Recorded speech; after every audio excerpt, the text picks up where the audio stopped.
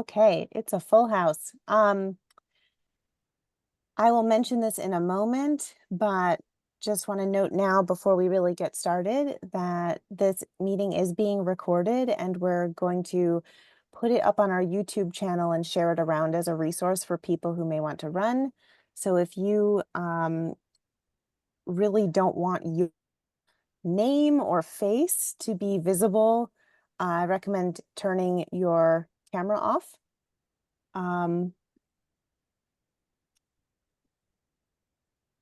Otherwise, oh, I think my Zoom just updated and it is a little bit more user-friendly to toggle between slides and all of your faces.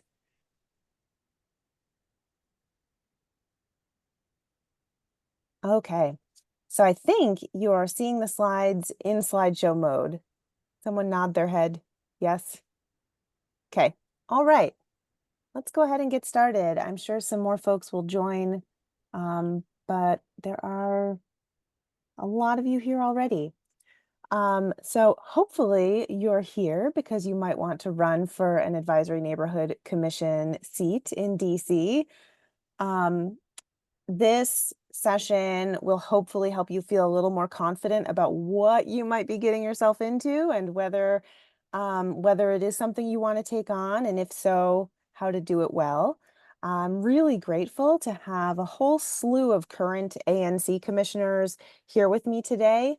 I'm Chelsea Allinger. I'm the executive director of Greater Washington, but more important for these purposes is that I was an ANC commissioner myself for 4 years in ANC 1D, which is in Mount Pleasant, West DC. I'm also joined by, as you can see listed here, 8 additional current ANC commissioners from wards all across the city. Jeff, Matt, Tom, Huma, Mark, Ashley, I think may not be here yet, but is joining us, Salim, and Reverend Wendy. Thank you all so much for being here.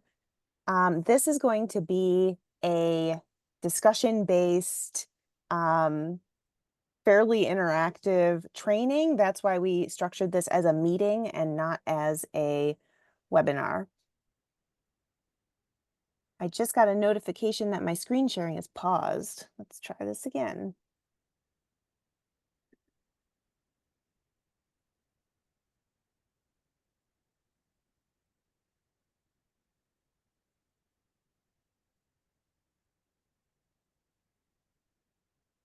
Is the slide displaying again? Okay, I don't know why it's still telling me my screen sharing is paused, but we're not going to stress about it.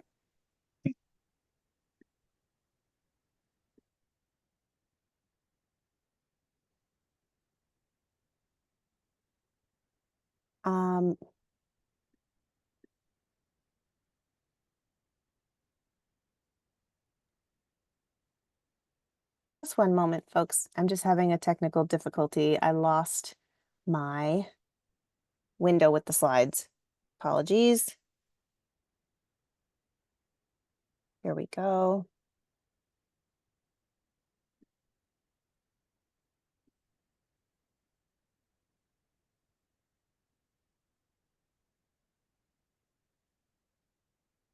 All right. Okay. So there are a lot of us here, and as mentioned, this is meeting format so that we can interact with each other. That's by design, but that does mean that we're asking everyone to keep yourself muted unless you are asked to unmute to prevent any audio crossover issues. Use the chat feature to ask questions of everyone. I think we also have some ANC commissioners just in the audience who aren't necessarily panelists, but everyone is welcome to use the chat feature in this meeting. I expect there'll be lots of back and forth going on in there, in addition to discussion as a group. Please keep discussion in the chat on topic and civil and kind. We are all neighbors here because we care about our neighborhoods. During the Q&A portion of the agenda, if you do want to ask a question, please raise your hand and wait to be asked to unmute because we may have multiple people who want to ask questions. Pet cat cameos are to be celebrated, of course. There's a decent chance that my cat will put in an appearance because this is supposed to be hangout time, and he will wonder why it's not at some point. Um, this is probably unnecessary, but if you are engaging in a disruptive or trolling fashion, we will remove you. It is a one strike and you're out situation to keep this productive and helpful for everyone. And as mentioned, this meeting is being recorded and it will be publicly posted on YouTube so that we can share it with other people who are also potentially interested in running for an ANC seat. So if you don't want your face showing up on YouTube, feel free to keep your video off for this training. Okay, just a few objectives. Why are we all here tonight? We are hoping to equip you to run for ANC, including understanding deadlines and tips for how to effectively run a campaign, help you to understand what the role involves, and also learn how to serve your constituents effectively if and when you get elected. And overall, I think we're all here because we really care about making sure that the next cohort of ANCs are well positioned to be great public servants for DC. I do want to offer the caveat here, as many of you know, Greater Washington by day, we advocate on housing, transportation, and land use issues, both in DC and in the region more broadly. This training, it's not about our policy agenda really at all. It's about how to run for ANC and how to be an effective commissioner, regardless of what your stances are on any particular issue. We all benefit when commissioners are well equipped to serve their communities. This training is also not related to our ANC endorsement process at all. We do make endorsements in ANC races. That is truly a labor of love for us. I think last time around we made endorsements in about 160 ANC races. So if you do decide to run, you will receive a questionnaire from us in your email inviting you to fill out the questionnaire, which is how you become eligible for an endorsement from us. But really, that doesn't bear any relation to this discussion tonight. That is a separate process altogether. And just to jump in, I'm Alex Back. I'm GGWash's DC policy director. I'm your point person for endorsements and questions about that. Again, tonight is not about endorsements at all, and it has no bearing on our choice to endorse you. If you have questions about our process, feel free to follow up with me. We'll also have some information on the blog and sent out to our email list over time, but that is very much separate from what we're doing here tonight. Okay, so tonight, first we'll talk about what are ANCs. We will talk about running for ANC, being an ANC, and then some Q&A. But please do feel free to put questions in the chat at any point throughout the next hour and a half or so that we'll be together.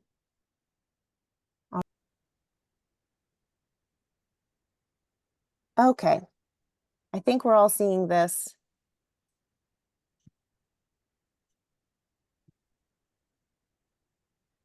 All right. And yep, as mentioned, you will get thrown out if you do anything disruptive or trolling. Not acceptable, not appropriate, and won't be tolerated. Getting back to what are ANCs. ANCs are a nonpartisan, hyper-local elected position in DC, fairly unique to DC. Every ANC commissioner represents about 2,000 residents in their neighborhood, and there are 345 ANC seats across the district. It's as local as elected officials get.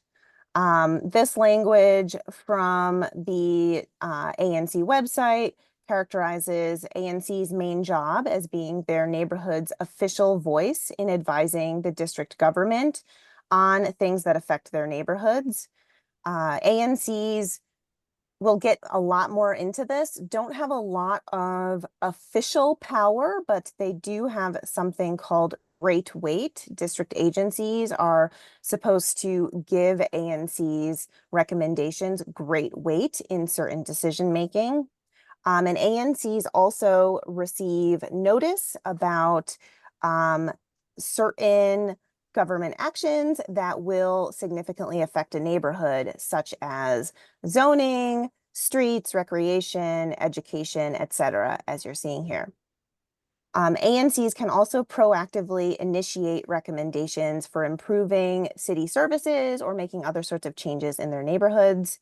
And ANCs serve 2-year terms. We're going to get more into all of this, and hopefully this is about the most you'll hear me talk for this whole evening. As mentioned, there are 345 single-member districts. That is the name for the territory that a single given ANC commissioner represents. Many of they're generally just a few blocks in size. And if you don't know what your single-member district is, you can look it up by going to anc.dc.gov.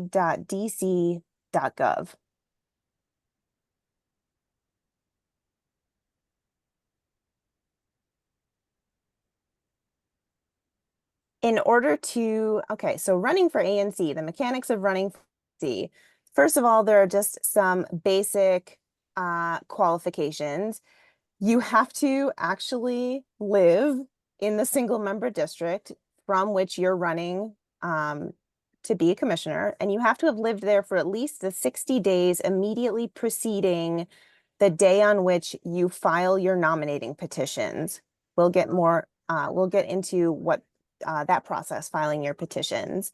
You cannot hold any other elected office, and you cannot have been convicted of a felony while serving as a commissioner.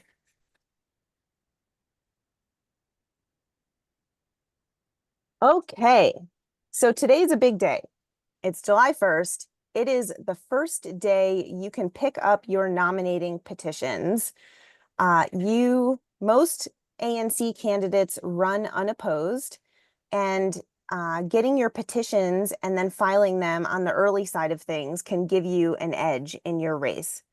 Historically, the DC Board of Elections updates a candidate list on their website more or less daily based on who has picked up petitions. So the sooner you pick up your petitions, the sooner you'll be on that list and sort of signaling to other potential candidates that you're interested in running. You can, in order to declare your candidacy, you can receive your ballot access documents, and that means petition pages, your declaration of candidacy, an official calendar, in person or via email. This is not the way it used to be. You used to have to go in person to the Board of Elections. You can now conduct it, you can now do this via email. You can also request that the DC Board of Elections email you a list of all registered voters in your single member district, which you may want to use for campaigning purposes. It's also a good idea to get to request that list of all registered voters in order to double check your information for accuracy, both in that list of registered voters and also in the DC Board of Elections candidate list. They have been known to misspell email addresses, misspell names, which can disrupt your ability to receive candidate-related communications. And Kelsey, then, can I just jump in with one yes, comment on that? please. BOE will often provide that list in a very messily sorted PDF, so it'll go from A to Z and then restart with another, and it's really, really hard to use, I have found, if they send you a PDF. So if you have any facility at all with Excel, ask them to provide you that data in Excel so you can sort it. It's very helpful. I find, if you're walking around on the streets, to have sorted the data by street and address, and that way you can just walk up the block and see who the voter is from house to house to house. Thanks, Mark. That's a great suggestion. And one thing that I kind of learned the hard way, if you want to protect your personal contact information, because this candidate list is out there publicly, you may wish to set up a separate email address and or like a free Google phone number prior to going to BOE or emailing BOE to declare your candidacy. That way, the contact information that gets published publicly on the DCBOE website is not your personal contact information, but rather something that has been, dedicated to this campaign. Do any of the other panelists want to share anything about your experience with this process of actually going to BOE or emailing BOE if you had that option, picking up your petitions, um, receiving a list of all the registered voters in your SMD, any other kind of quirks or tips that have come up for any of the rest of Greetings, everyone. This is Salim Adofo, AC07 in Congress Heights. I did want to touch on something about the personal information real quick. I would always suggest that if you can get a PO box, because your home address will be on there if you don't provide another address. And for a variety of reasons, people may not want that revealed. But in terms of securing the information to get ballot access, I think it's fairly simple. You go in, you fill out a couple of things to validate your voter registration, and you're good to go. But you can also do it by email. You'll still have to submit the same documents, though, as well via email. And this is what we did during the pandemic.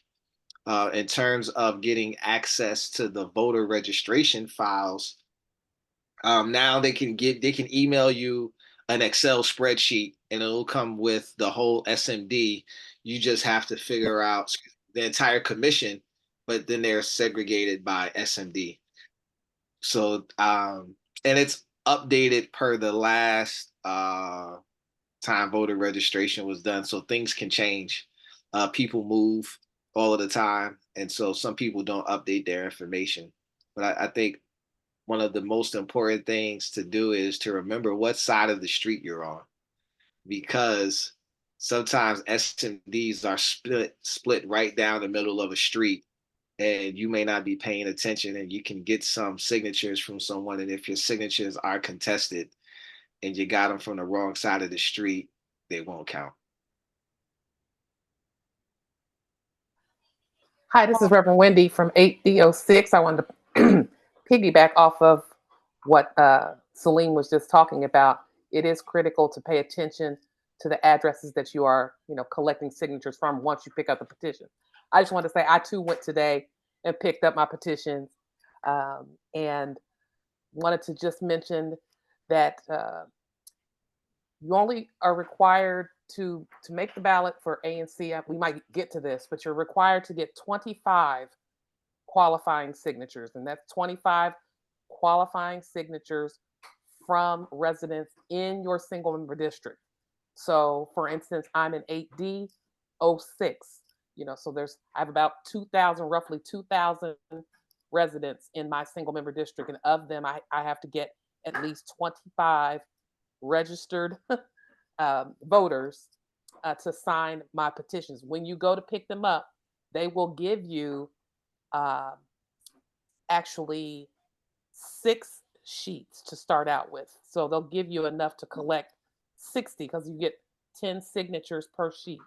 So they start you out with 6 sheets, and that way, and you always want to get extra signatures than the required 25, just in case there's a challenge, or just to be on the safe side. Plus, it gives you a chance to talk to more of your neighbors and introduce yourself and introduce your campaign. So just want to put that out there, that it's 25 signatures, but when you go to register at BOE, they're going to give you 6 petition sheets to start out with. Chelsea, I just want to offer a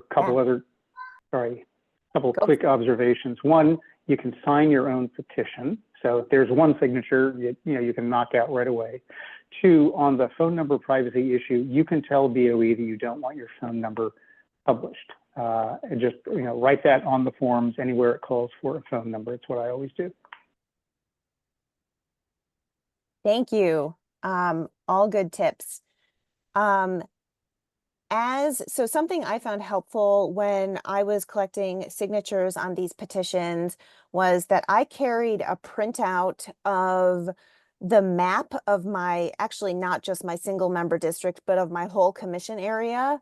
So as I was talking to people at the farmer's market or what have you, nobody knows what single member district they live in, like basically nobody.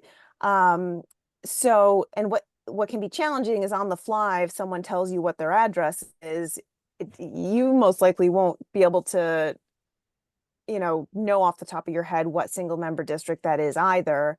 I found carrying the printout of a map was super helpful, not only to find out if someone was registered in my district and could sign my petition, but if they weren't registered in my single member district, I could tell them which SMD they are registered in and maybe even tell them who's running in that SMD. So it becomes like a voter education tool on the spot as well.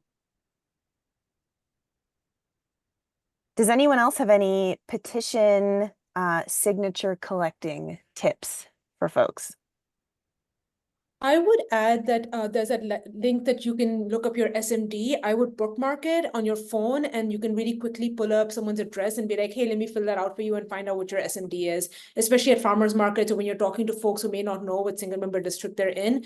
Just having that bookmarked on your phone is really easy to be able to quickly check addresses. Great suggestion. I'm seeing a couple of questions coming in to me via direct message. If you're comfortable sending those to the full chat, that will enable other commissioners to respond because I can only sort of see that part of my screen.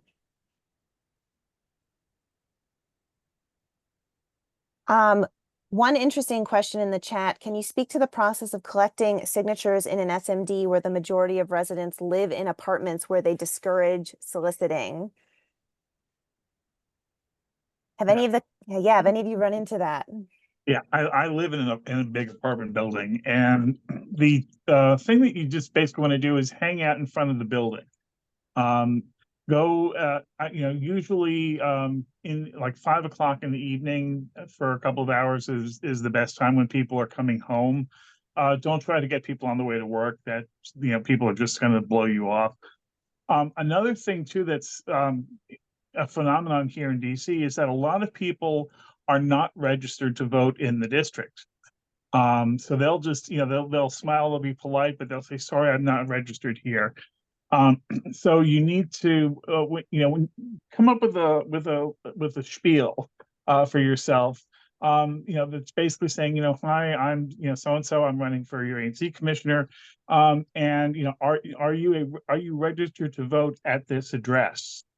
That's one way of kind of narrowing it down so you don't waste your time or waste other people's time.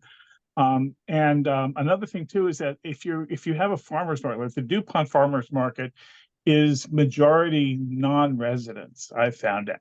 When we were doing several canvassing efforts for Ward 2 residents, you have a lot of people who are just not from Ward 2 or not from not from our ANC. So gauge gauge the locations where you have a lot of locals likely to be, like, is there a popular coffee shop? Is there a popular supermarket nearby? Those are good places to try and get people in addition to these apartment buildings and condos. Yeah, and I would say keeping notes is really important. So I had the list of voters, and then when I get signatures, I would always, every day after I get signatures, I would go back and compare it to the list, and I would say, okay, this person says they're registered to vote in my building, but they're not on the list, so I'm not going to count that signature because BOE is not going to count it. But also keeping track of who signs your signatures this year might be useful next time when you run for re-election, because you know who it was that signed it the last time, and you will be able to go to that person and say, hey, you signed it last time. Maybe you don't hate me after 2 years of being your ANC commissioner. You could sign it this time. And there's also, I always tell people that there's no obligation to vote for me. If you sign my nominating petition, you're not required to vote for me. I would certainly like you to, but if you don't, that's okay. This is just to get me on the ballot. You will have people who ask you how you feel about certain things. So be prepared to answer questions about issues that you think are likely to come up in your ANC. People will also bring up things that are not relevant to the ANC. They may ask you about how you feel about other policy positions. Answer truthfully. You don't want to lie to anyone, but you may have someone who asks you, how do you feel about abortion policy? I think I had someone who asked me about that, and I was like, yeah, that's not going to come up at the ANC. But I'll tell you how I feel about it, right? And so those are the sort of things that you should be prepared to answer. If you don't have an answer, you might not get a signature. I wanted to also speak to that question about apartments, because over here in Ward 8, in my single member district in particular, there is a plethora of apartments. So I built a little bit of a relationship with the tenants association, the presidents and the people there at the front desks, and they, if you build a rapport with them, they might invite you to the next meeting, maybe even let you introduce yourself, and perhaps not there in the meeting, but once the meeting dismisses afterwards, potentially collect some signatures. So it is also about introducing yourself, getting to know the people in your single member district who can help you. Perhaps you have a neighbor or somebody who lives in the apartment complex. Maybe they can rent out a room, the party room or something, and do a little meet and greet for you, so that people can come over. So it's not a situation where you're going door to door in the complex, but that you've been invited guest, someone's invited you in and giving you that opportunity. And I wanted to also say, when you talked about the speech, don't only yes, be prepared about other issues like abortion or how do you feel about the mayor, or those kinds of questions, but also please be ready to explain to people what an ANC is and what you're running for, because a lot of people don't know who we are, what we do, that we exist. And so you're going to spend a lot of time explaining that. Very true. It's actually more surprising if someone that you're talking to does know what an ANC is. I think the vast majority really, really don't. It tends to be one of those seats where once people get their ballots in the mail, they look at it and they're like, oh dear, what is this? I'd better Google this. Chelsea, I just want to jump in with one quick comment on collecting signatures. People are generally registered with their birth name, but they'll often go by a nickname, and they may be completely different looking from their birth name. If you can ask people gently if they will just sign as they are registered, that will help you avoid potential challenges. Now, the board is pretty forgiving, about those kinds of things if you can establish that it's the same person, but you can just avoid that, on the front end by getting people to sign with the registered names on that list that you got from BOE. Thank you. I think when I was collecting petition signatures, I gathered something like 35 to 40 signatures. You really want to give yourself a good buffer, max, to make sure that you have at least 25 valid signatures. Some probably collect way, way more than that, just to be safe. And also make sure that every single person puts down the date. If there's no date next to their signature, it's not a valid signature.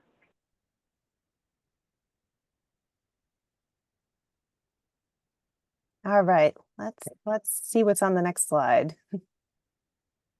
Okay, so let's talk a little bit more about running a campaign. You're collecting signatures. We've got that down, and lots of good suggestions on that front. But then you're also running a campaign. Your neighbors need to know that you're running, and ideally something about what you're hoping to do as an ANC commissioner so that you can win their vote. A few thoughts here on costs and fundraising for an ANC. An effective ANC campaign can cost very little.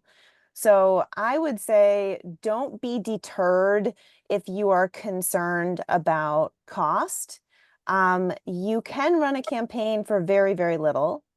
Fundraising may or may not be necessary. I'm sure folks will talk more about this and what they've done in their own campaigns. Whatever funds you do spend on your campaign, keep your receipts. Keep your receipts. And if you are collecting donations, the maximum contribution limit is $25, but there's no limit on how much of your own money you can spend. So a lot of candidates will self-fund their campaigns. Here is a breakdown of the funds raised by all candidates for ANC races back in 2020. I wasn't able to find 2022 data, but this just gives you a sense here. At the time, there was a little less than 300 ANC candidates, I believe, or seats rather, I believe. And 181 of them raised $0, so they did not fundraise at all. 66 of them raised more than $1,000. So there's really a range here. And I'm going to stop talking and open it up for some of the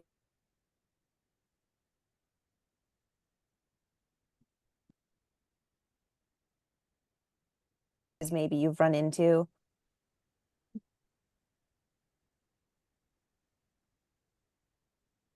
Well, I'll speak on that. I'm running for re-election, and so this time, I'm just being honest. This time, I probably will not do as much fundraising as I did prior to, because I have materials and things left over from when I ran before, and so that's something to think about for those who are considering running. Um, Fundraising, like I said, the limit is $25, and you think, well, what would I spend it for? You may want to put together some flyers. I got little postcards that that palm cards to hand out with information. I just went door to door, and you want to be able to pass along something to somebody, because once you've had a conversation with someone, you want to be able to have them take something with them in case they want to review it later on. You may decide you want to have a website so that you can refer people. If you can't have a long conversation with them, you can refer them to your website to get more information about you. And so if you're not necessarily a website designer, you may want to raise funds so that you can pay someone to design a page or something for you. But I would definitely say some of us get yard signs, or window signs, or stickers. So that's mainly what you're raising funds for, to get your name out there, to share information with potential voters. At least for me, that's what I initially raised funds for, and I got enough that I, like I said, have some things left over. I just put Wendy ANC. I didn't put dates on it, because that way, if I wanted to use it in the future, which it looks like I will be doing, I can.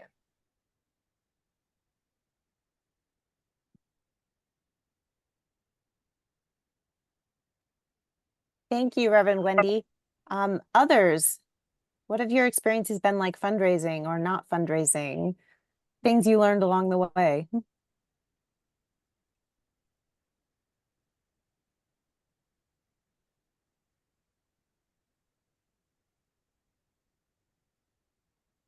I'll note I self-funded my both of my campaigns.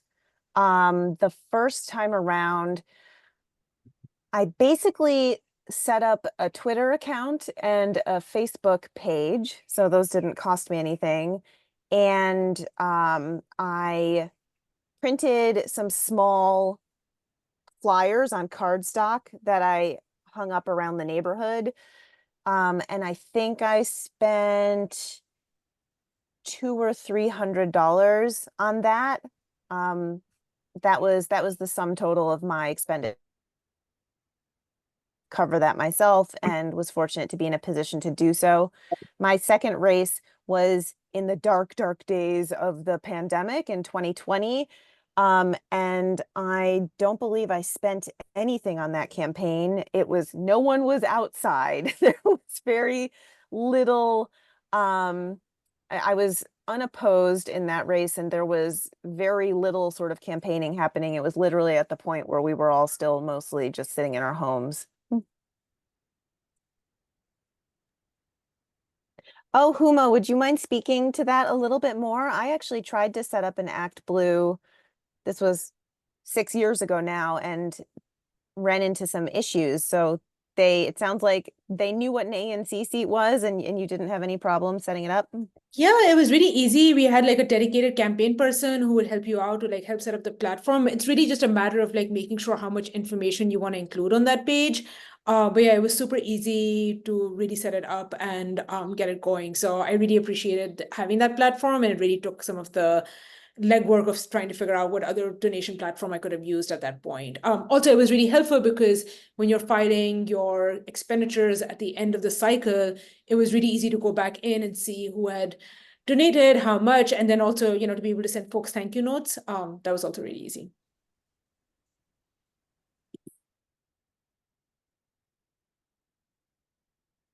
Just to elevate from the chat, because I think it's an important thing to verbally state for any re-listeners. Contributions to your campaign do not have to come from your single member district. They can come from anywhere, even from outside of the district if you are fundraising. I do want to promote Tom's point of like, it helps if people will volunteer for you and if they have particular skills. I think that's true, whether you're a candidate or a nonprofit or whatever. But I think that is also very much prevalent in this and is a good way to get some of your friends involved and teach them what the most hyper local of government is. Thanks, Alex. Has anyone else used ActBlue or used another fundraising platform that you would recommend or maybe would not recommend?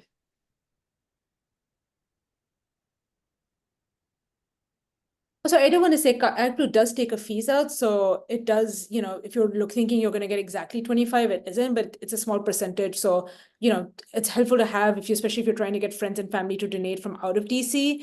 It's just like an easy link for them to click on. So sorry, I didn't mean to interrupt. No, that's great. Thank you. Okay, so some more subjective advice on running effectively. Let's talk a little bit about how to get your message out.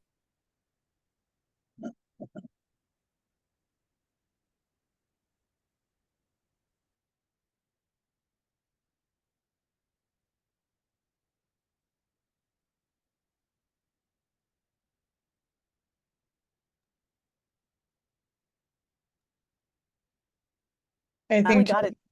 Chelsea, your internet may need to catch up to you, but go ahead. Okay. Can you hear me? Yes. Okay. I'll just actually just turn this right over to the panelists and would welcome any comments on which of these methods you've used and which you think worked well or not so well for reaching voters in your SMD.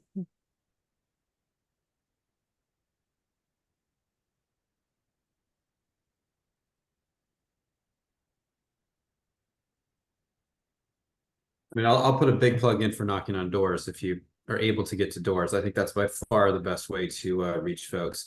You used to be able to stand outside on election day, but now that it's so disparate, I don't think that's really effective anymore because people are voting by mail and voting offsite locations. So I think knocking on doors is your best bet. And then if you can't knock on doors, I think you need to figure out how to get into the apartment and condo buildings, condo association meetings or mailings. But I think door knocking is the best way. It's really time consuming, but I think door knocking is the best way to reach people. Yeah, I just wanted to plus one that there's no substitute for door knocking. I tried to knock on every door in my SMD at least twice, if not 3 times. And there were still folks I never spoke to, right? There were just folks who never opened their doors. I missed for different times, but I left flyers at every single house. And yeah, just like being able to have those conversations with folks. And I don't know how many of them ended up voting on election day, but it was just really helpful to make those face-to-face connections and people just sort of remember that you had stopped by. So absolutely, take it step by step, like take it block by block. I used to like basically say like, I'm doing house number 10 to 40 today and house number 5. You don't have to do your entire single member district in a single day. Just segment it out, take 30 minutes at a time and go. But yeah, just being able to knock on doors is really, really effective. And leave materials behind. And one other tip is, someone told me this, is people who have Ring cameras, because they start recording, you should actually give a little bit of your spiel right there. It's not a wasted opportunity. Every door knock should count for something. And so when you get to a door and the Ring camera starts recording you, you should absolutely just make a little spiel of who you are, why you that you're dropping something off, and that you'll come by again later. And I had a full-on conversation with someone through their Ring camera who was really interested in what I had to say, and like set up a time with me to speak later. So That is so smart. I would not have thought of that. That is really, really smart. I was going to say that. Advice too. I was going to say that I think I talked to at least 5 Ring cameras a week, you know, and some people actually were in the house. They just didn't, you know, feel comfortable, you know, because then we were still kind of coming out of the pandemic. So a lot of people weren't even necessarily opening their doors if they didn't know who you were. But hey, okay, well, you're there and you're listening. I got your attention. So let me just, you know, sit here and have that talk with you. But I just think it's important to have something, as I said, to leave a flyer, you know, a card, some kind of just whatever is, you know, most feasible for you, and to get them in English and Spanish. I had, you know, different languages, so if you, and sometimes that can cost, you know, to get additional languages printed in your materials and things like that. But keep that in mind, that whatever you can leave with someone, hopefully they'll go back. They won't just toss it to the side. So I'm not saying go get something that's, you know, $1 million glossy, you know, glamour shot kind of material, but something that's, you know, quality enough that you feel like people will at least take it and perhaps maybe go home and read it.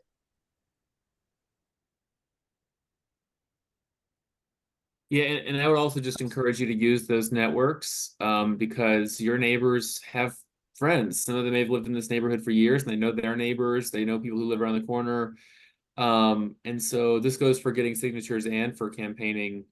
You know, talk to people and say, hey, do you know other people you think might be interested in learning more about this, or about talking to me about their concerns? This is also a good opportunity for you to learn about what the concerns that your neighbors have are, and this gives you a leg up on what you're going to do when you get elected. So talk to them, give them an opportunity to talk to you as well.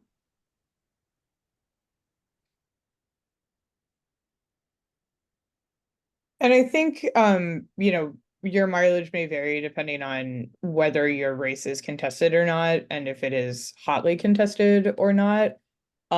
Some of the ANCs here with us tonight have been in really intensively competitive races. I think some of you have sometimes run unopposed. I don't think running opposed means that you should like take it easy by any stretch. You're running for a position that is going to, you're the elected representative of your neighbors. You should reach out and meet people, especially people who will potentially vote for you.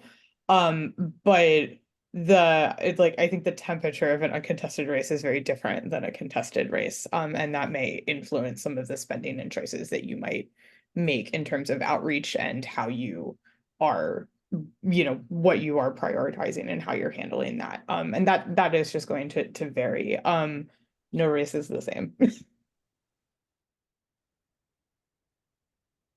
One tip when it comes to posters, the posters that I hung up around my neighborhood, I had my name on them, of course, and the seat that I was running for, but I also included like 4 or 5 bullet points of the issues that I was most interested in working on if I was elected, just to try to give people something other than just a name to associate with my race. And I got feedback from multiple neighbors after that campaign that my posters were what convinced them to vote for me, because they at least had some sense of what I was interested in. And again, these are seats that really are not very visible, and it can be really hard to get the word out about what you care about. So any materials that you are producing, think about how you can maximize what you're getting out of them and what you're communicating on them.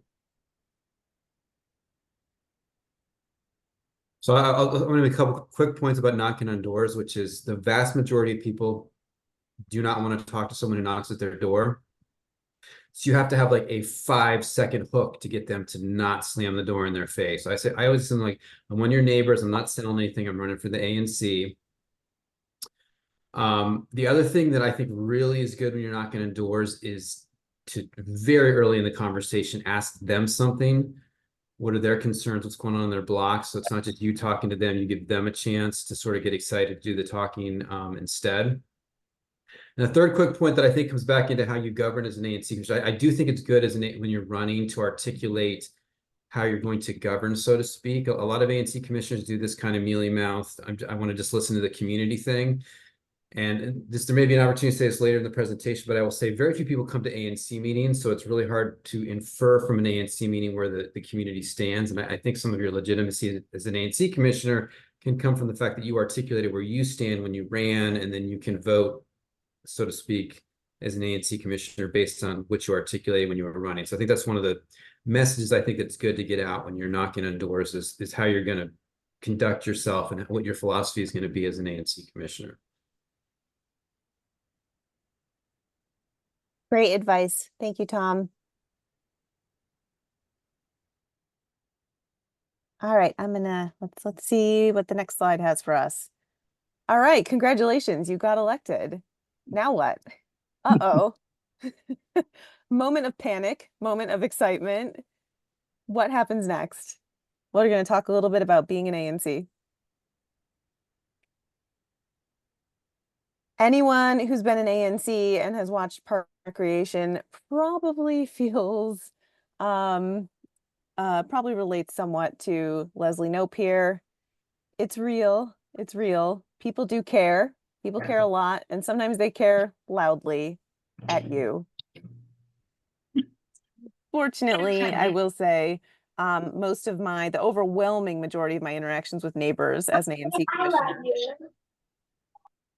the overwhelming majority of my interactions with neighbors as an ANC commissioner were really wonderful and made me love my neighborhood that much more. All right, let's get into the nuts and bolts. What's the time commitment here? A lot of you are in this training this evening because you're deciding if running is even something that you want to do. So let's get into what's involved and how much time it's likely to take. The amount of time that you spend on commission business can vary a lot and really depend both on what's going on in your SMD in particular and in your commission area overall. Are you in a commission area with a lot of development happening or with a lot of bars and restaurants with liquor licenses, for example? Then you may have a lot more going on in your meetings and in between your meetings than in a commission area that's mostly residential. If you're an officer or a committee chair, that will affect the amount of time that you spend on ANC business. Occasionally, time-sensitive situations may emerge that require kind of an immediate investment of time, so there can be a little bit of unpredictability. And some commissioners are really proactive in seeking transportation safety improvements, proactive in visiting with and building relationships with small business owners in your neighborhood. Others are more responsive to things that arise, and basically do most of their work considering historic preservation cases that come up or development projects that come up rather than doing that proactive work, and that can really affect the amount of time. My discussions with commissioners, and I'm really curious to hear what others have to say on this, it generally seems to be a role that can average 5 to 8 hours a week, with some weeks below that and some weeks far above that. My 2 cents here is that the ANC role can be full-time if you let it, and for goodness sakes, don't let it. You are a part-time, unpaid elected official without any support staff. If you do have the time to give, that's wonderful, but most of us are juggling work and family and other responsibilities around this role and don't feel like it has to take over your life. It's a serious commitment, but we all have other things going on as well. I'll open it up for others' thoughts. What sort of time commitment have you all experienced in your roles? How does that fluctuate over time, and how do you manage the responsibilities of an ANC alongside other parts of your life? Well, I think one place to start for figuring out the time commitment is to go to your ANC's website and look at the agendas for like the last year or two, and look at the resolutions that they've passed, and that'll give you some idea of the amount of work that's involved. A resolution, depending on what it is, like for a liquor license, that can, the commissioner writing up the resolution, it should take maybe, 20, 30 minutes at most, since you're basically parroting what was on the placard from APCA. And if there are specific conditions you want to put in, you put those in. Negotiating with establishments can be time consuming, can be a lot of email back and forth, a lot of missed phone calls. So that can drag on, but it's not you're sitting there chained to it. But getting a feel for the amount of work that's involved from what's been there is definitely a place to start if you're concerned. I've heard a number of newly minted commissioners suddenly have kind of a buyer's remorse situation when they realize that, oh my God, this meeting is running past 9 o'clock. And it's like this is the business of the commission that we're conducting here, and we are expected to be there for it. So you really need to get a sense of where you're headed. Can you afford to be there, past 9 o'clock, once a month? Can you, put in, can you deal with 10 liquor license renewals every 3 months? Do you have, in the case of zoning or historic applications, if you don't, a lot of agencies have a committee that handles that, so that's another meeting to attend if it's in your district, or even if it's not in your district, you're going to vote on it, so you should be attending these meetings so you are aware of what is going to be coming up at what your vote will be. So I mean, my commitment in time varies anywhere from your 5 to 8 hours a week to sometimes it can be 20 or 30 hours a week. So I have the flexibility to do that. A lot of people may not, so it's something to consider. I just want to Jeff. riff a little bit off of what Jeff said here on a couple points. I think there are two different dimensions that determine what your commitment looks like. One is, how does the ANC that you're going to be proposing to join, how does it operate? And if you haven't been to a meeting, you need to start going to meetings. Go to the July meetings. Don't wait. You need to understand, Jeff mentioned, do they have committees? Some ANCs, there's such profound mistrust that they don't have committees. And that right there is a difficult atmosphere. You should know going in what you're going to be dealing with. So that's one factor. Is, how does this ANC operate? Are they time efficient? Do they spend hours squabbling? Is there a particular issue that's really burning a hole in everybody's attention? And the other thing is, what do you want to accomplish? I mean, what is your kind of overall goal as a commissioner? One might be, I've got a dysfunctional ANC and I want to help make it run better. But remember, even though ANCs represent really, really small areas, you can be an advocate for change across the district. The ANC can look at legislation, the ANC can provide testimony before the council, the ANC can make life miserable for agencies that are profoundly dysfunctional and not serving constituents well. So, think about, kind of what your personal mission is, as well as, how the ANC works. And I think those two factors are really what's going to determine how much time you end up spending on ANC business. Thank you, Mark. Anyone else? Yeah. Yeah, I'd like to mention, it is important to go to your ANC meetings even now, just to kind of get a feel for the atmosphere and the energy of your particular commission. I was a first-time commissioner this time, and all of us were. The boundaries changed. this last, when was that? 2022, 23, the boundaries changed. So we had a single member district added on.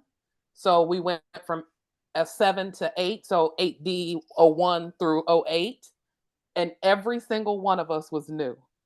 So we spent a lot of time trying to fit, who are you and what are we supposed to do? You know, wasn't a bad thing, because sometimes when you get a mix of veterans and new people, you know, there's that tension of trying to get to know each other and putting forward new ideas or continuing the way things are. So it did give us an opportunity to kind of gel as a commission and, you know, decide what we wanted our sort of vibe to be. Uh, but I have found that, you know, the majority of time is uh, leading up, like the week leading up to your actual monthly meeting.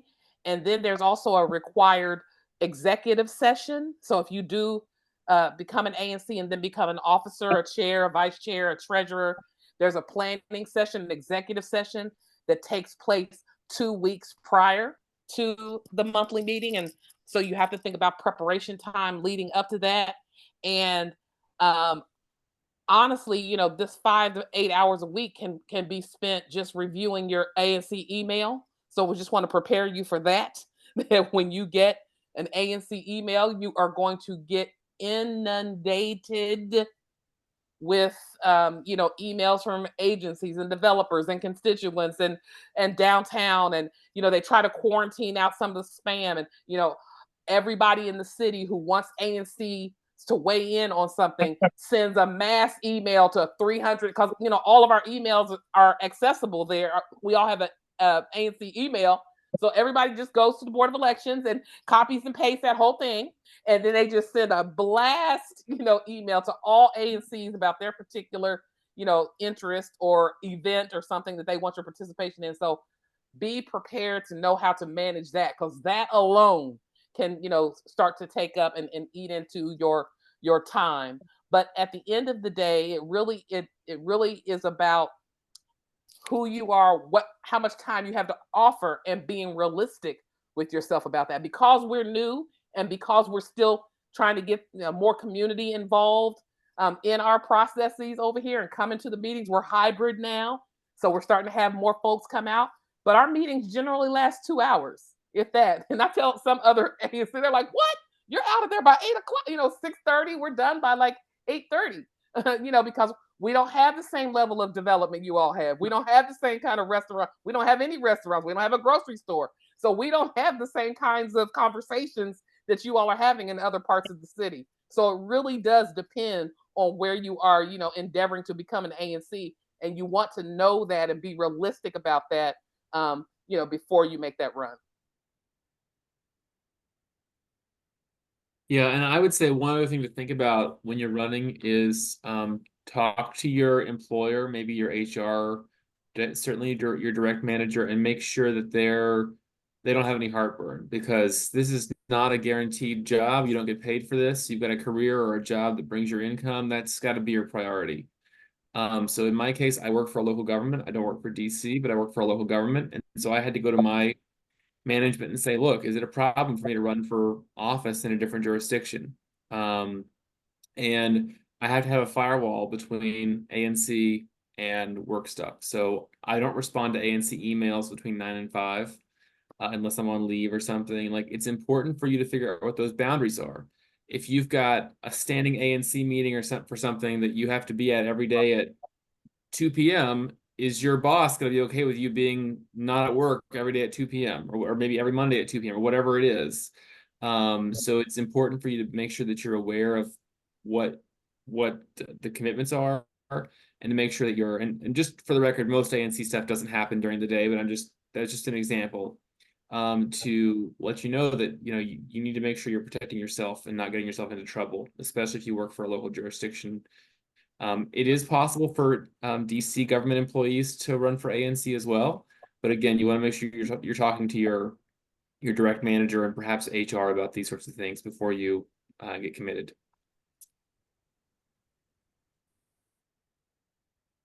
Thank you, Yeah, Matt. yeah.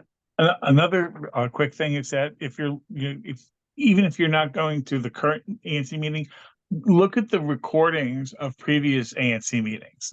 Almost everyone has their previous meetings recorded. So go nose through them and see what went on. It gives you a good feel of where things are headed. And also, if you're in a situation where you have an all new commission, this is also a good way of kind of getting your bearings as to how should you run things. Something we haven't touched on yet is that some of the ANCs do have paid administrative help. This depends on your commission's budget, which varies, and I think I've got some slides about that later. But my commission did not have any administrative help. We commissioners were doing all the admin work, and I felt that very personally. I was the treasurer for 3 out of my 4 years on the commission, which is a very paperwork intensive role. And I probably spent as much time on treasurer related responsibilities as I did being my neighborhood's commissioner. Like it really can consume a lot of time. Was always very envious of the commissions that did have that support.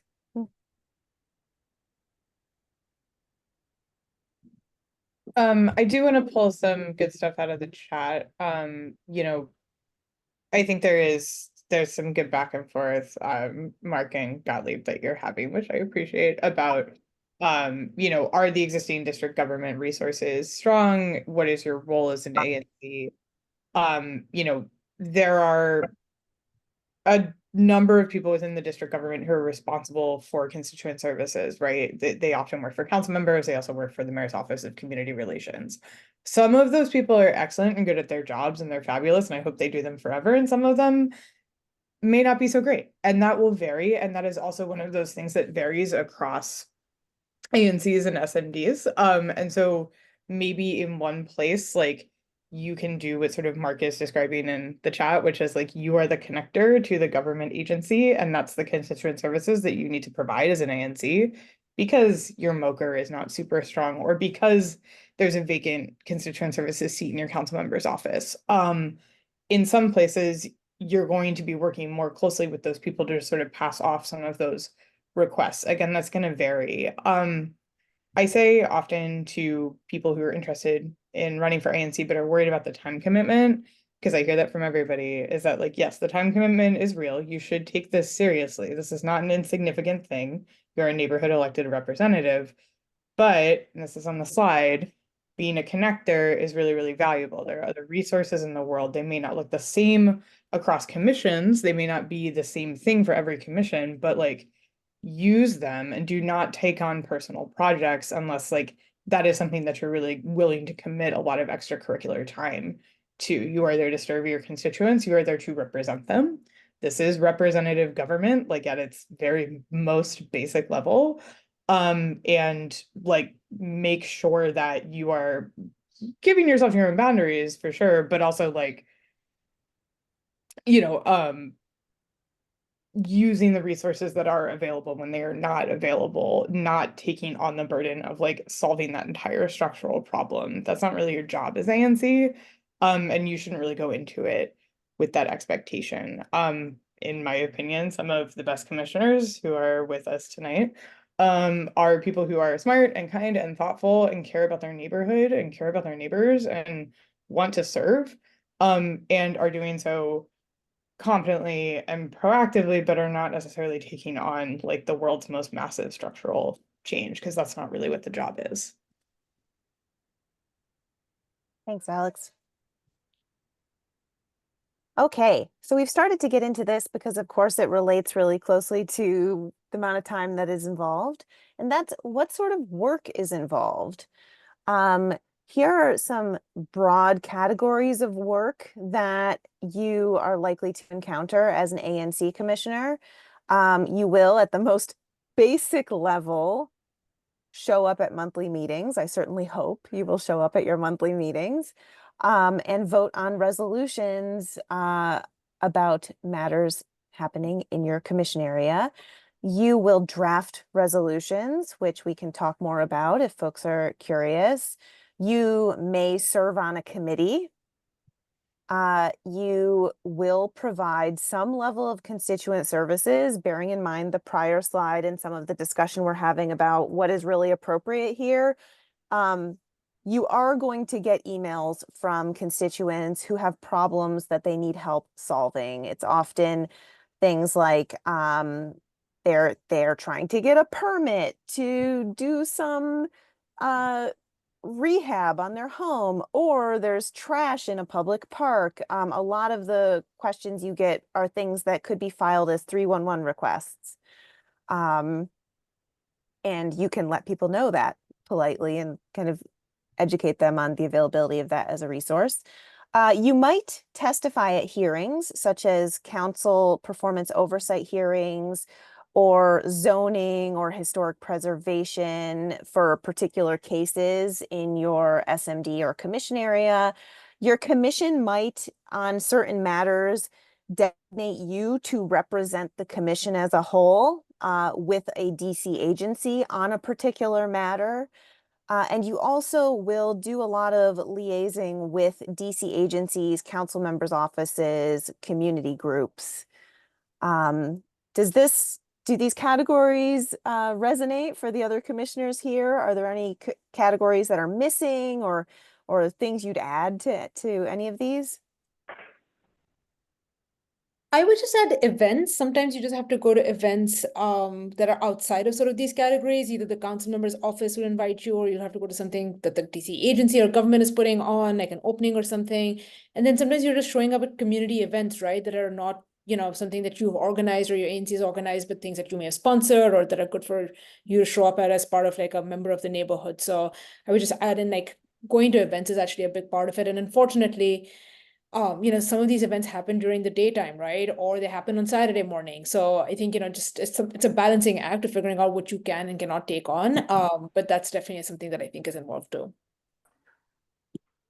I want to add, yeah, it definitely events, community related events. I mean, you are the community liaison. You're the face of the community, and so, you know, to the degree that you can, you want to make sure that you are, you know, visible when you can be, and also kind of understanding expectation of your constituents, because some of them expect you to be at everything, and you know, so there are some boundaries that you have to establish. But there's trainings that are offered a lot of times. They had the Office of OAG, the Attorney General, had a wonderful ANC training a couple of weeks ago. Those These are optional, but I mean, you know, you don't have to go to something like that. But there's often lots of opportunities to attend things. That testifying at hearings, like at council oversight hearings, I've done that on several occasions. And I will say, as an elected official, they do move you up on the testimony list, if you will, as an elected official. So sometimes these hearings might have like 311 witnesses that are going to testify. And so, you know, they will, as an ANC, they might, you know, give you some deference, and you get to move up a little bit higher to be able to testify.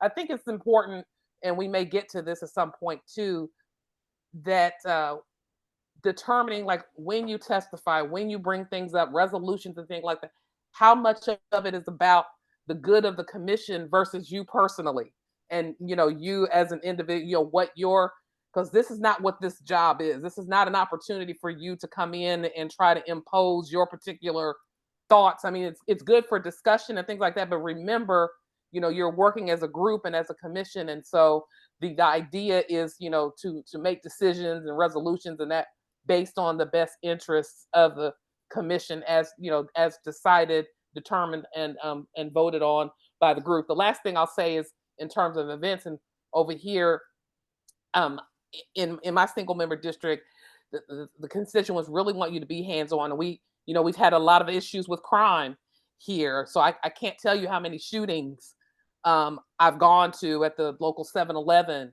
up here, or, you know, we, you know, get notifications. I'll get an email or a text, Commissioner, there's, you know, there's police activity at this, you know, can you go see what's going on? Now, you don't have to do something like that. You definitely want to use discretion and protect your own personal safety and that. when you're thinking about responding to those things. But just know that, and for me, I do try to go, or if a young person has been shot, I try to reach out to that family to see, if they have need of anything.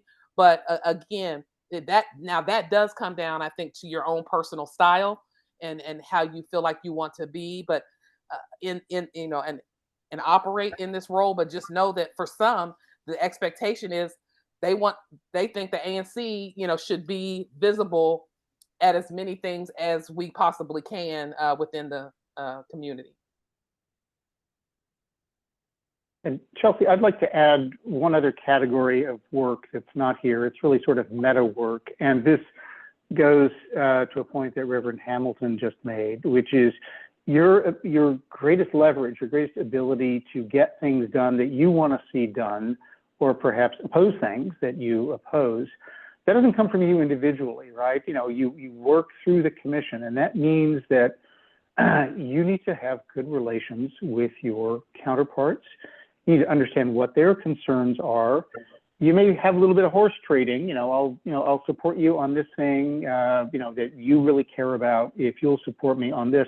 And so I find there's a lot of behind the scenes work to kind of get yourself into a position, either to understand, what some, incoming matter is that's affecting another SMD, or just to try and, if you got 7 commissioners, you want to make sure that you've lined up 4 votes, to get people on your side if you think it's going to be close or contentious. All great points. Does anyone want to speak to drafting resolutions, or maybe speaking to the role of resolutions on ANCs? They're pretty fundamental. Yeah, I'll take a stab at it. I seem to live doing that. Writing a resolution is the commission's position on a matter. It can be for something, it can be against something. However, first of all, an ANC does not approve or reject something. ANC can vote to support or oppose something, which is what we're doing to advise the council or an agency. So our positions are, we're supposed to evaluate a situation, which means probably, having an applicant or a discussion about an issue, and then distilling that into a written form, which explains what is the issue that we're considering, what our thoughts are on it, and what our recommendation is and our position is. So, a bunch of whereases, or this is what it is, blah, blah, blah. And then, therefore be it resolved that, ANC supports this, or recommends that, that we support it, but we have advice for that this is not included in the discussion and this should be evaluated, or we just don't support it. And so it's, it takes time. And if you're good with writing, it's a lot easier, but you don't have to be, expert at prose. You just have to be able to organize your thoughts on paper so that they make sense to whoever the recipient is. And I just had a thought, it just popped out of my head. And I've just lost the thought, so I'll come back if reemerges. I just want to emphasize something Jeff said at the outset of his comments, which is that resolutions are advisory. They're recommendations that ANCs do not approve up or down on something. It's an advisory body. This is not only a point of confusion sometimes with folks who are running or thinking about running, but a huge point of confusion for constituents who often do think that ANCs are basically a mini DC council and are passing laws or passing things with force of law, which they are not. ANCs are passing resolutions that make recommendations. One important caveat though, Chelsea, and I was gonna say this is actually the category, it touches actually on a number of your bullet points. but the area of work where our ANC spends by far the most time, I think, is hammering out agreements with applicants. And kind of the unique space that ANCs alone hold is that ANCs can make agreements in zoning cases, ABRA cases with an applicant. Now the agreement does not go into effect unless it's written into an order. But that's a space where we spend a lot, and it really helps if you have lawyers on your ANC to hammer out these agreements. But that is where we spend a lot of time, is hammering out agreements with applicants. Now you have to reference those agreements in a resolution passed by the ANC, but that is a space where the ANC goes a little bit beyond just advising on things, where the ANC actually executes an agreement and then conditions their support on whatever the application is on the relevant, actually empowered board, incorporating that agreement into their order. So that is a space where we spend a lot of time, where we get outside, I think, of actually advising. That's a great point, and was a great transition to this next slide. What comes across an ANC's desk most frequently? Liquor license renewals or applications, and that is often where these agreements come into play that Tom is referencing. BZA, that's zoning, or HPRB, those are historic preservation cases. Public safety concerns, residents struggling to navigate bureaucracy, traffic safety concerns, public space applications, such as restaurant sidewalk seating or streeteries. These are the sorts of things. And I don't want to conflate Tom's point that there are certain circumstances where ANC powers go somewhat beyond advising, like in these settlement agreements that can be negotiated. This is a broader list than that. This is just stuff that comes across an ANC's desk and is not a list that's making any statement about what's advisory or not.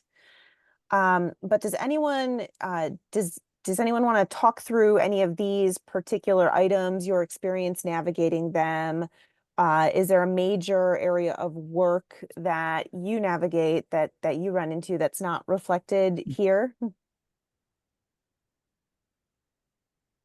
Yeah, settlement agreements are something that we do a lot of. This past meeting, I did 4 of them, but I created a template with ABCA Legal that's basically like a master boilerplate of all of the conditions that we've experienced over time. And that for any particular application, we start with picking and choosing the conditions that are applicable to that establishment.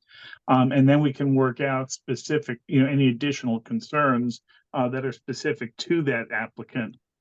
So it does make it a lot easier if you have a commission that does it, or if you borrow from another commission who's already done this. Just make sure that you run it through ABCA. And then what will happen too is that when you submit the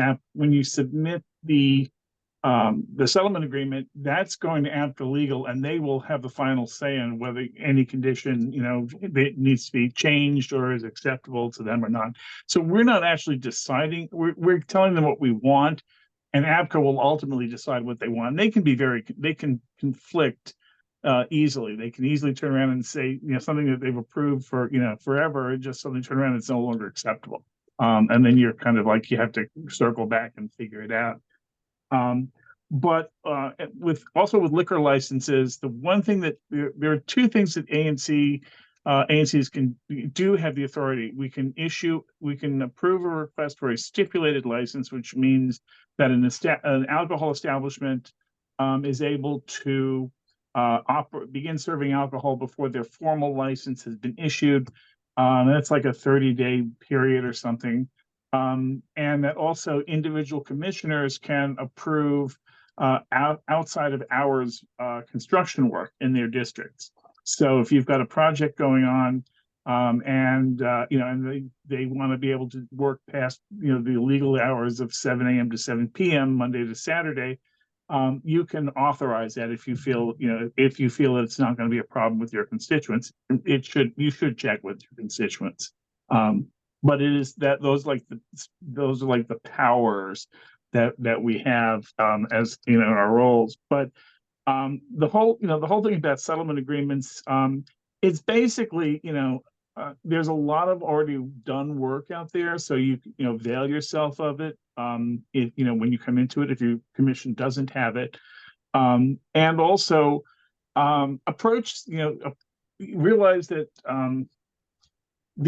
any establishment coming in, be it a cannabis dispensary or a bar, that you want them to be part of the community as a contributing member of the community. And it's very easy to get dragged into people who don't like bars, people who don't like cannabis establishments, and it creates issues. I've been through several of these, and so it's kind of maintaining the middle ground of that they have as much, these businesses have a right to be here just as much as a cheese shop.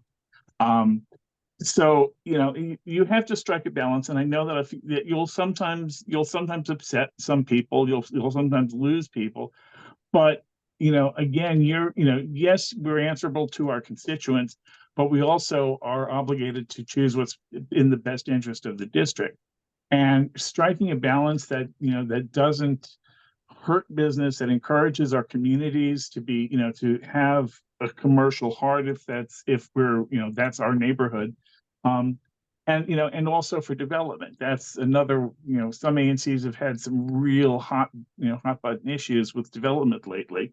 You have to kind of, you have to go with your conscience, and you have to choose what's in the best interest. So there's a balance. We don't want our communities to be, suburban bedroom communities if we're in the downtown areas. And we have to work through that, navigate through that. But it's not as hard as it may sound. It just takes a little bit of thought. And it's also important that you collaborate with your fellow commissioners, and that you reach out beyond your ANC to other commissioners if you don't have a solution in-house. Yeah, I just wanted to touch on one thing or expand on one thing that Jeff said. By the way, Chelsea, we have a cat sighting here. And that is that you as a commissioner, you don't have really any individual power. You're not like a council member who can kill something in their district because they don't like it. Your power as a commission comes as a member of the commission, specifically as a majority voting member on the commission. So the only thing that I can think of where an individual commissioner has any power on their own is what Jeff mentioned, which is the noise. Someone wants to do construction outside the regular hours for construction, and in which case, Department of Buildings asks the individual SMB commissioner basically for their sign off. That's the only thing that I've encountered in my nearly 2 years as being at ANC, where an individual commissioner has any power. But other than that, your power comes as a member of the commission. So it is really important that you work with your fellow commissioners. And if you haven't already met the people who are currently on your commission, or the commissioner who currently sits in your seat that you're considering running for, I would encourage you to reach out and start building those relationships. In my case, the commissioner who used to sit in my seat previously had been on the commission for 20 years, and he was a good commissioner. And I told him, I met him a couple of years ago for lunch, and I said, hey, I'm interested in running for the commission at some point, but you're doing a great job. I don't want to run against you. So if you ever decide you don't want to run, let me know. And he decided he had enough. But he was able to introduce me to constituents and also kind of give me pointers and things. So just keep in mind that these are your team members you're going to have to work with. And if you have an acrimonious relationship with them, you might not get the things done that you want to get done. Because fundamentally, you're a politician. You're going to have to get the votes. And sometimes it's more about relationships. I think the biggest surprise for me is how much personality matters in the ANC, when it probably shouldn't, but how much it really does matter. I think commissions have a little more power than Matt gives us credit for, and I think there's two big categories. I would say there's kind of the toss-up issues, and also the issues where there are limited resources. By limited resources, I mean the city is looking to spend money on something. Bike lanes are a great example of this. They have a small budget. There's a lot of requests for bike lanes. I think if an ANC successfully manages a process where there's a positive tone from the ANC that that particular agency might come spend money in that ANC as opposed to going somewhere else where there's not as much opposition. The other thing is a lot of toss-up issues. There are a lot of council members. We've had them in Ward 3, a lot of agencies that may not feel strongly one way or another about an issue. And they're just going to stick with the status quo if there's an acrimonious ANC process, as opposed to the ANC being able to deliver, I don't want to say deliver a consensus. I don't think you can get consensus out of C, but a compromise that, and this goes into the resolution reflecting some of the concerns, and enough of the concerns have been addressed that that agency can say, this ANC has landed this issue successfully. We're going to go invest money. We're going to move forward with those projects. So I think ANCs have a lot more power on some of those issues. And also it does a favor for a lot of the ward council members who don't want to go into the weeds on this stuff. If the ANC can deliver a successful process and they don't have to intervene, I think there's a lot of power for an ANC that works together with each other in the community to get some things done, where otherwise you would just end up with a status quo bias on things, which I think is unfortunate when that happens in a lot of neighborhoods. I just want to clarify. I was talking about an individual commissioner, right? What I don't mean the commissioner doesn't have any power. I mean me, the commissioner for 2B06. I can't write a resolution that says the commissioner for 2B06 opposes this, right? I have to get the ANC to do it. So if we have a 9-member commission. So if it's 8 against 1, I don't get to write the resolution, right? It's got to be the commission as a whole. The only thing I can think of as an individual commissioner that I'm asked about without having to refer to any of my other commissioners is the noise, the work after hours. So that's what I was talking about. Is you have to. That's fair. But I think from a political perspective, a single commissioner can work with their colleagues and help deliver some of that stuff. So I think there is some individual power. That's technically the point I was making. I agree. That's the point I was making, was that you have to work with if you can't work with others, you shouldn't run for ANC. You're not going to get anything done. It's going to be a waste of your time.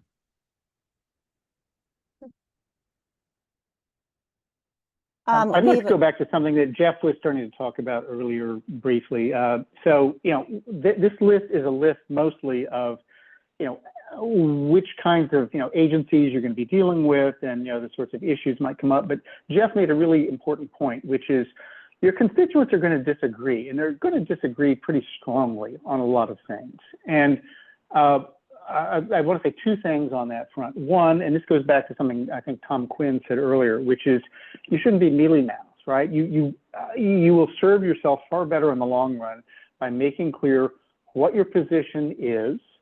Don't say, if you really disagree with somebody, you say, okay, I understand your concerns. I've thought about this a lot, but I just simply don't agree. I think you may make somebody mad, but the truth is you're going to make everybody mad if your position is nowhere. And the kind of the flip side of this is, and I've had to say this a lot, particularly to residents from other SMDs who show up at committee meetings and yell. People say, "Oh, you're not listening to us," and the truth is, no, you're being listened to, but your right to have your voice heard doesn't mean that you get your own way. And there are a lot of residents who fail to understand that distinction. And so you're going to be pushing back to people to say, I'm hearing what you're saying. I fundamentally disagree with it.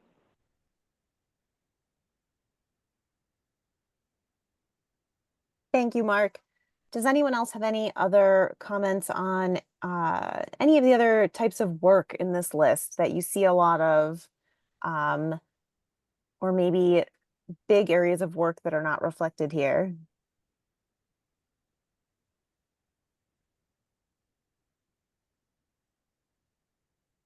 I want to pull sort of a question about public space out of the chat, because that's something that can sometimes intersect with ANCs, but again, sort of to theme of this entire training is that all ANCs are very different, and your mileage may vary based on the ANC that you're in. Dealing with NPS overall, National Park Service, is going to be super mixed on outcomes. It's a big bureaucratic federal agency.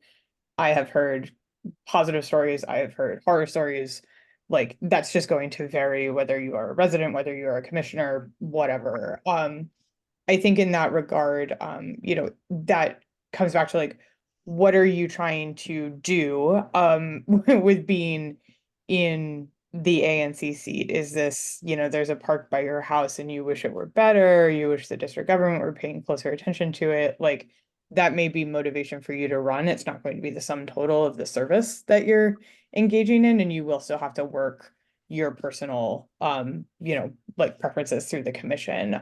So that is something that like, definitely recommend talking to existing commissioners and asking some questions about like whether or not that's come onto their agenda or if that's on their radar. If this is something like sidewalks or filing 311 requests, like that is actually a place where like you can make a difference as both an individual commissioner and as part of a commission, and sort of being more consistent, packaging and elevating those concerns, like working more closely with agencies to try to address those. Alex, Yeah, Alex, can I say something about NPS? please do. Real Go ahead. quick? Yeah. That just made my head hurt. God love them. I was trying to be diplomatic. You were being kind. But let's just say the responsiveness of NPS is less than stellar.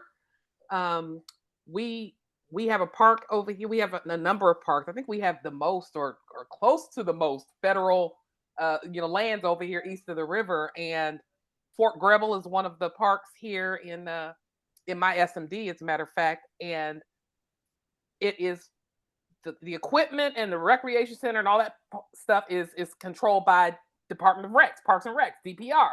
But the perimeter and the grass and the trees and the land surrounding it is all National Park Service. They actually had a training, believe it or not, or a webinar for ANCs like 2 weeks ago. And there were so many of us on there asking, who can we call? What is the protocol for coming out to maintain, for the upkeep, or just to establish that relationship that we were talking about, so that we can bring to your attention when we find, dead animal carcasses in the park, God forbid, unfortunately, a body we found in the park on the NPS side. And they weren't as responsive. This is just not necessarily on their priority list when it comes to they look at us as local, and I wish they would just turn over the maintenance and everything to DC. I mean, it's a statehood issue, but I just want to make you aware, as those who are considering ANC, that you will more than likely have some interaction that you will need to have with National Park Service, and it has been very difficult to maintain a connection, to establish a connect, or to get responsiveness to matters, to get questions answered and bring that information back to constituents. That's just been my experience. Yeah, Reverend Wendy, you are so spot on there. When it comes to NPS, DuPont Circle, the Circle Park is in my district, and I swear that they really keep the Tums company in business, because I need Tums whenever I deal with them. We've been trying to get our benches repaired for 2 years now. The DuPont Circle put like $10,000 for lumber up. And NPS has just been sitting on their hands. It took me 6 months to get an answer from them. And this was including after Congresswoman Norton got involved, and they didn't respond to her office either. So, and then it turns out, well, they need to have, they don't have the labor to do the work, so they have to get volunteers to do the work for them. And then we've got the thing with our fountain constantly being off lately. And that was another 3 months of why is it not working? And it's like, well, it's because it's constantly being vandalized with red paint. And so it's basically, they don't want to respond to anything. And part of it is Jeff, that might be an appropriate note to end the NPS rant on. Acknowledging that I think all of us just about could probably share NPS headaches. But I'm just cognizant. Make friends with Eleanor's office. Yeah. I do want to keep it going so that we can get through the last couple of slides and do some more general Q&A for folks. But yeah, NPS, it's a whole thing. Actually, before I jump to the next slide, this question at the bottom here, just for fun, does anyone have an example of a particularly unusual or niche thing that has come across your desk as an ANC where you're like, huh, didn't think I'd have to learn that much about blank?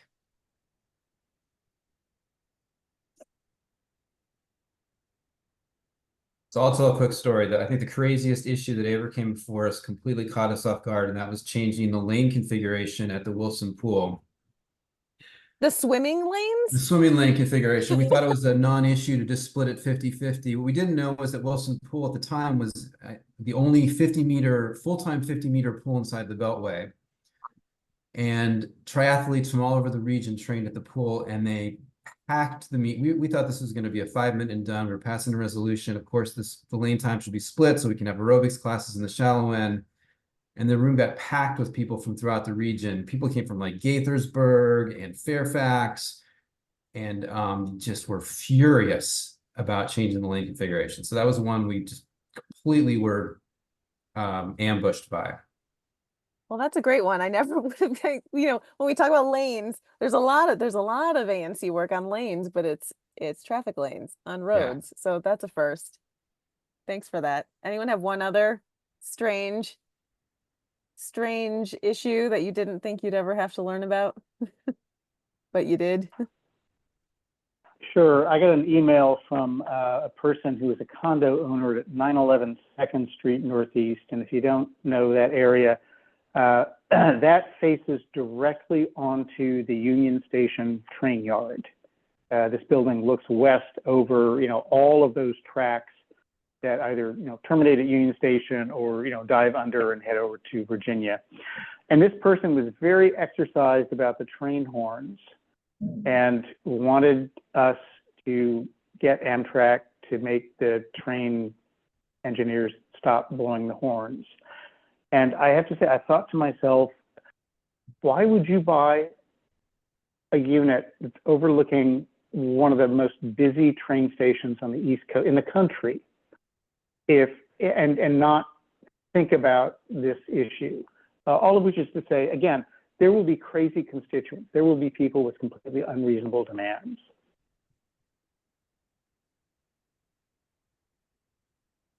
Fair enough. There will be the occasional unreasonable demand. There will also more often just be folks who are confused about processes and the right place to direct their concerns. All right. What does it take to be a good ANC? And how do I get there? This is a list, the qualities here. I believe we came up with this collaboratively, a handful of commissioners a couple of years ago. Qualities like thoughtfulness, responsiveness, persistence, a collaborative approach. I'm not going to read all of these, some of which we've already talked through, but I will note sensitivity to unequal power dynamics, I think is actually a really important one to state directly. When you're talking about decisions that get made about roads, about development, about public space, there are differing power dynamics across income, across race, across gender. These are real dynamics, and I think it behooves you and your constituents to understand that reality and be sensitive to it. What does it take to be a good ANC in terms of expertise? It is, all right. It is drinking from a fire hose if you get elected and start serving in this role. Your first few months, you are going to get emails about all sorts of different cases and hearings and committee meetings, and things you've never heard of before and things you thought you understood, and then you realize you barely are scratching the surface. You will get constituent requests, and for the first couple of months, you won't know where to direct any of them, pretty much. Like, it is, the learning curve cannot be overstated, but don't be scared. Don't be scared. Happens to all of us. You will hopefully have some relationships with others on your commission who are ready and willing to help and kind of bring you along. And you don't need to have all the answers. At no point do you need to have all the answers. You just need to know enough to have a sense of where to direct people or where you might find answers. I also want to note there's room for different skill sets. Okay. I had a commissioner, despite my day job, I am not the be all end all expert on historic preservation regulations in the district. And when I was an ANC, I had a fellow commissioner who he really did go deep on historic preservation. And anytime I had to write a historic preservation resolution, I worked on it in partnership with that commissioner. Um, Commissions need all types. They need the policy wonks and the people person and the process pro who just really loves Robert's rules and really wants to make sure meetings run smoothly. A good commission probably has some combination of all these different skills and talents. And we talked a little bit earlier, but there are other resources like MOCRS, that's that Mayor's Office of Community Relations, right? Resources. Resources, dang it. The DC agencies all have ANC, or at least they're supposed to have ANC liaisons who can be your first point of contact. There are council staff, there's the Office of ANCs, and though it's less helpful than it was a few years ago, it still exists. ANC Twitter. I'm not calling it ANC X, but a lot of commissioners are on Twitter as well and trade notes on there. Reactions to that from others, or what do the rest of you think? What are the qualities or the expertise that make for a good ANC commissioner? I'm surprised in the qualities that you do not have patience listed. So I'd like to put that in there. And if you know somewhere that we can buy extra, that would be helpful. And also on the expertise, I would add, you don't have to have somebody that's really good with finances and things like that, but it's helpful because the Treasury, as you mentioned earlier, that requires a lot. There's a lot of paperwork, reports and things that have to go in. And so I would say someone, if they have any kind of accounting or treasury experience, could be helpful as well. Great point.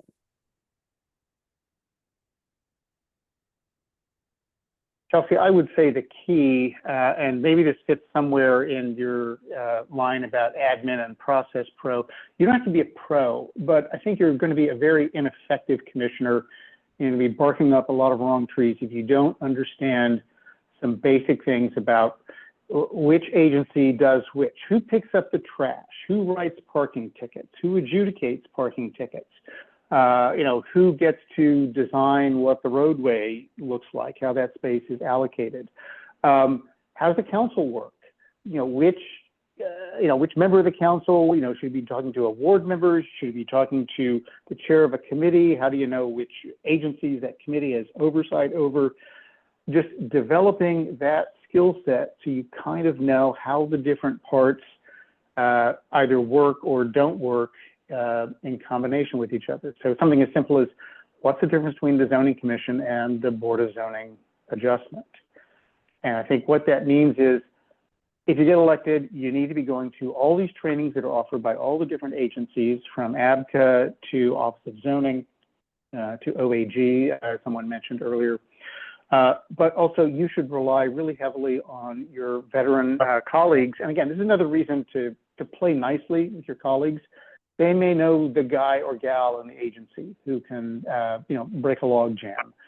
They may be able to describe, here's how this process works, and here's why talking to that person or that agency is a waste of your time. Thank you, Mark. Anyone else have thoughts on this slide? Jeff? Yeah, in addition to patience, you need to have a positive outlook. I mean, that's one of the most important things, because sometimes this work becomes really like, what the hell was I thinking? And you really want to start beating yourself up, and it can become full contact, especially if you're dealing with a contentious issue with the community, or with other commissioners. You can easily start getting worn down by it. So having a positive outlook, realizing that, that not everything is, a lot of this stuff is not your fault, and that it helps you find your inner calm to help you then resolve an issue that will make you feel better. It's also important to remember that we're ambassadors for our communities. That when we're out in public, if we're representing the ANC or just representing the community as going out to dinner, that people will come to look at us as as the barometer of the community. And so if you don't like the neighborhood, keep that to yourself. That's not the kind of thing that people want to hear from a commissioner. We're here to make our communities shine, to put a good positive face on the community, and that not whitewash it, but that it's a good place with good people, and that's one of the important things, and that we're working to make our communities better places to be. So, don't let stuff get you down. As I've said to some other people, child raising or cat herding experience is really helpful. So that's it. Thanks, Jeff. Okay, so let's see. We've got about 10 minutes left. We've talked around a lot of what's on this slide already, in terms of the sorts of things that ANCs weigh in on, but there is this term, great weight. Great weight refers to the consideration that district government is supposed to give ANC recommendations on particular issues. Some of these, I'm looking at Mark specifically as someone who I feel like may be able to talk through great weight in a way that will be helpful for folks. Is it okay that I put you on the spot? Oh, that's fine. In a nutshell, the agency or board has to give a non-insane answer in writing as to why they didn't follow your recommendations. And how much detail they have to get into is a subject of some debate, but it's not really a particularly demanding test, to be completely honest. It's sort of like I said, it has to pass the laugh test. They have to explain in some detail. Well, this is why we disagree with the ANC on this bike lane, or this question of zoning relief. That doesn't mean 10 pages. And they certainly don't have to defer to the ANC, right? I mean, great weight sounds pretty glamorous. It's, I think, much less glamorous than that. Thank you, Mark. Anyone else have any comments on your experience with your commission's recommendations being given great weight by DC agencies or not? Well, what you put there about DDOT often ignoring it is just so spot on. DDOT in particular is like, your great weight is only valid if they have asked you for your opinion. So if they send out a notice of intent, or they come to you and say, hey, we're looking at doing this, we'd like your input, that's the only time they really care. You can send resolutions, you can, as long as the day is long, and they will completely ignore them half the time. And also with DDOT, even if you have an agreement on something, they are notorious for going radio silent for months, even years. And then they come back and like all of a sudden they're ready to do something to address whatever the previous plan was, but it's nothing like what was discussed. And then it's like, sorry, we're not listening to anything else you have to say. So most of the other agencies, my experience has been that they're generally, they will generally abide by what they'll respect what you've written. They may not agree with it. They may they may have an alternative, but they're usually not dismissive of your having considered a matter.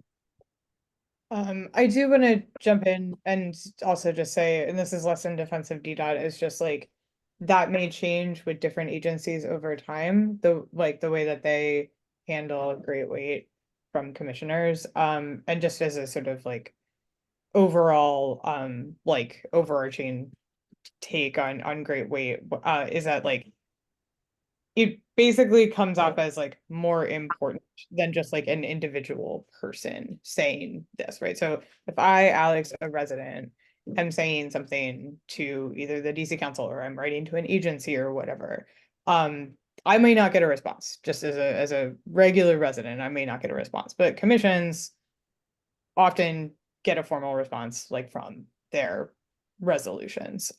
So I, Gottlieb's point, guaranteed meaningful consideration. That is true. Again, what that meaningful consideration is may vary by agency for sure, and that will change over time as agencies have different leadership and different staff, and as council offices have different leadership and different staff. But in practice, great weight often means that ANC resolutions or comments or whatever are just treated with a little bit more shine and gloss on them than just a resident's input. Thanks, Alex. That somewhat transitioned us into the next slide on ANC powers. ANCs, I think of them as the squeakiest wheel that can get the grease. As an ANC commissioner, you get a DC government email address. That gets taken a little bit more seriously, or you likelier to get a response than if you were just sending an email from a personal Gmail address. While passing a resolution, at least in my experience, I think in others' experience too, rarely results in change unto itself. If you are persistent, if you have good working relationships with agencies, if you put effort into building those relationships, if you put effort into learning the bureaucracy, that can translate into a sort of soft power that helps your commission's resolutions get more attention. ANCs do have a budget. They receive an annual allotment from DC government. It's fairly modest and it depends on the size of your commission. It's like X number of dollars per commissioner. And commissions vary from 2 to what? What's the largest commission? 12, 13, something like that? Did it shrink a little in redistricting? I'm not sure. I think stuff during redistricting, so most of the 12 to 13 members are down. Got broken up. Okay. And the allotment from DC government can be used for operations. We referenced some have administrative help earlier. Some commissions do things like pay for cell phones for commissioners or other sorts of resources for doing the job.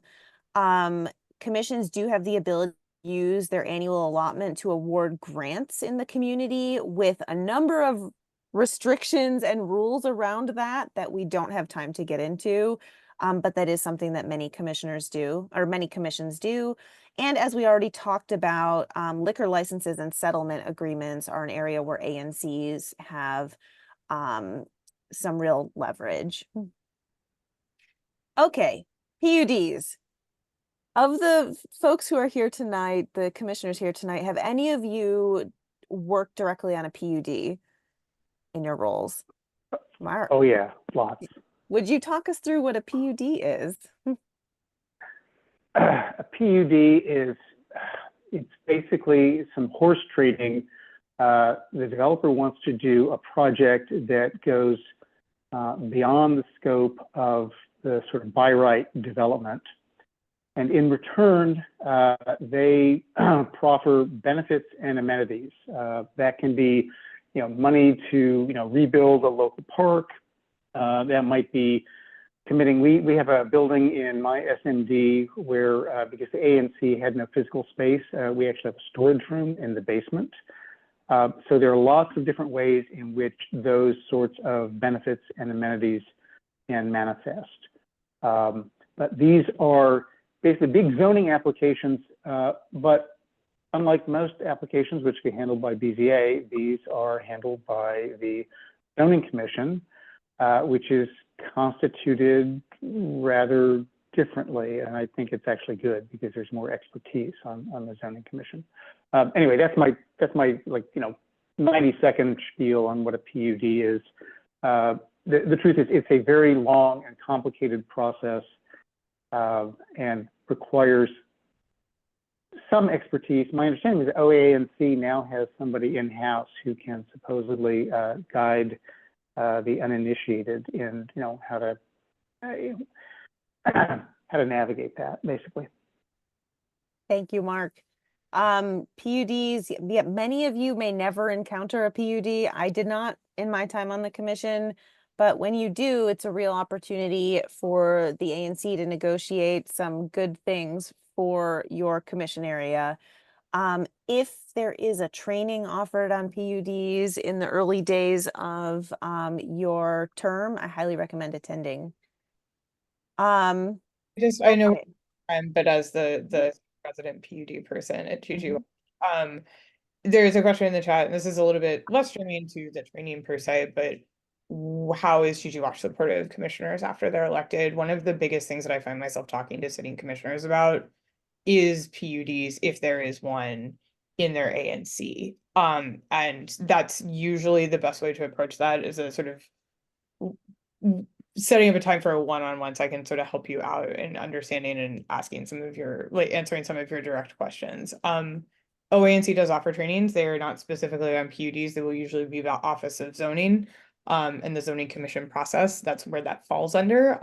Do those trainings, watch the recordings, just like watch them already. They're already posted. I'll drop the link in the chat again, but effectively these are negotiated development processes, and the ANC becomes a party in that negotiation. So that is what that role is. If you don't have one in your ANC, you don't have to think about this at all. If you do have one, you will be thinking about it all the time. So we're available for support on that, because that very much falls under what GGWash works on, just land use, housing, and transportation. Thanks, Alex. And if I can just jump in, I want to point one other thing out, which is in PUDs, the applicants are invariably represented by extremely expensive, highly skilled attorneys from firms like Holland and Knight. So it's the big leagues. And honestly, I think most of those folks are professional, but you really, the more help you can get in, understanding how to deal with them and what sort of concessions you can extract, the better off you'll be. Thank you, Mark.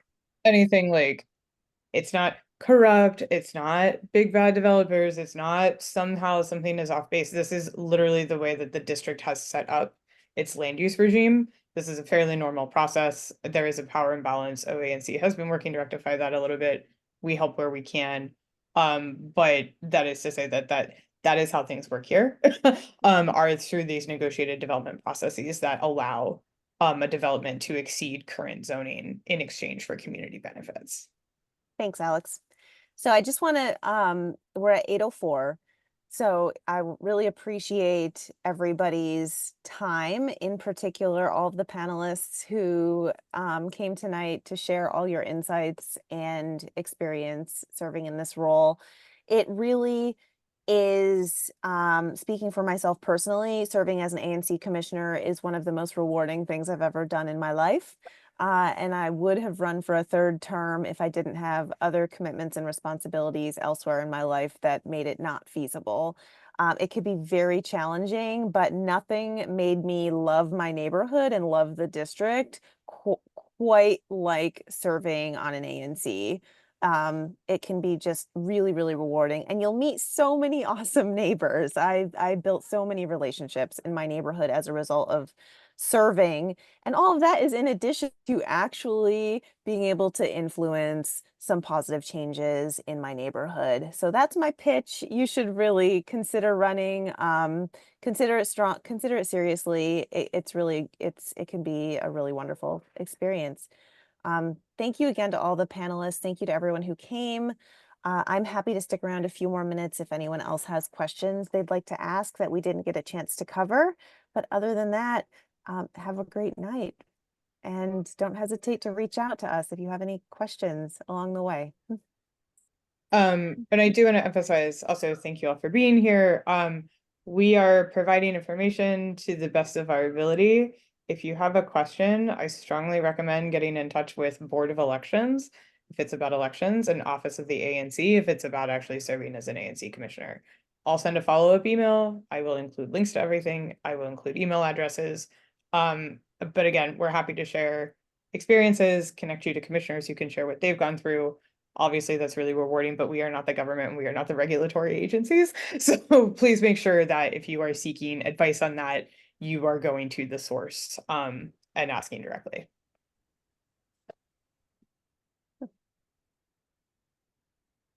Great. And if anyone has questions, you should ask them before we jump off. Yep.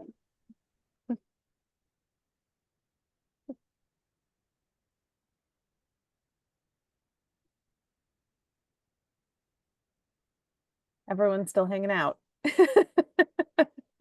We're here. If there are questions, ask away.